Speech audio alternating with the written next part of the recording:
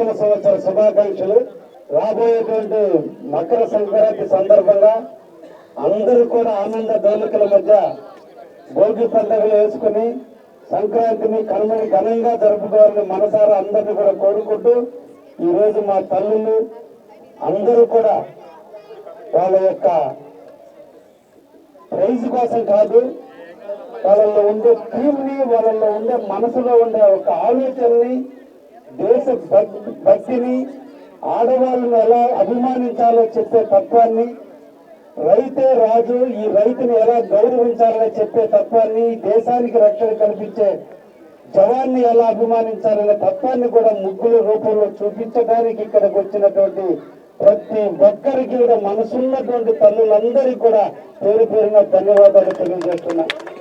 చిన్నలు మొదలుకొని పిల్లల్ని గెలిపించడం కోసం తల్లుల్ని గెలిపించడం కోసం పిల్లలు అందరూ కలిసి ఐకమత్యంగా ఇక్కడ మీ ముగ్గులు వేశారంటే ఆ గంటలో మీలో ఉండే అన్యోన్యత, దేశం మీద భక్తి, మన సంస్కృతి మీద ఉన్నటువంటి ఆలోచన, మన సనాతన ధర్మం మీద ఉన్నటువంటి గౌరవము, మన పెద్దల ఉన్నటువంటి ప్రేమ, మన దేశం మీద ఉన్నటువంటి ప్రేమ, సమాజం ఎలా వెనకబడిపోతుందో ఆవేదన, ఆ ఆవేదనలో నుంచి ఈ సమాజాన్ని ఎలా రక్షించుకోవాలనేటువంటి ఒక భావన అన్ని కలగలిపితే ఈ రంగవల్లంలో చూపించారు మా తల్లులు.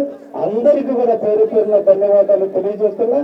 కేసీసీ కావలి క్రికెట్ క్లబ్ ఆధ్వర్యంలో మిత్రుడు సిద్ధు ఒక కావలికి కొత్త వరుడిని క్రియేట్ చేస్తూ దాదాపు ఈరోజు 80 టీములతో ఈ రోజున క్రికెట్ ని ఆడిస్తూ మళ్ళా కూడా అందరిలో ఉన్నటువంటి శక్తిని చూపించాలి. కావల్లో ఒక ఐక్యతకి మారుపేరు ఉండాలి. పండుగలు పబ్బాలప్పుడన్నా కనీసం అన్ని బాధలను మర్చిపోయి, కష్టాలను మర్చిపోయి కలిసి మెలిసి అందరం కూడా ఆనందంగా పంచుకునేదానికి ఈరోజు మళ్ళా ముగ్గులు పోటీల రూపంలో చూపించినందుకు కేసీసీ టీం అంతటి కూడా అప్రిషియేట్ చేస్తూ భవిష్యత్తులో కూడా ఇలాగే అందరి మన్నలు పొందుతూ కావలి మత సామరస్యానికి ప్రతీకగా అందరూ కలిసిమెలిసి ఉండేదానికి ప్రతీకగా ఉండేటువంటి ప్రశాంతమైన కావాలని మన అందరం కాపాడుకున్నామనే విషయాన్ని కూడా మీ అందరికీ కూడా తెలియజేస్తూ అందరికీ కూడా సంక్రాంతి శుభాకాంక్షలు తెలియజేస్తున్నా.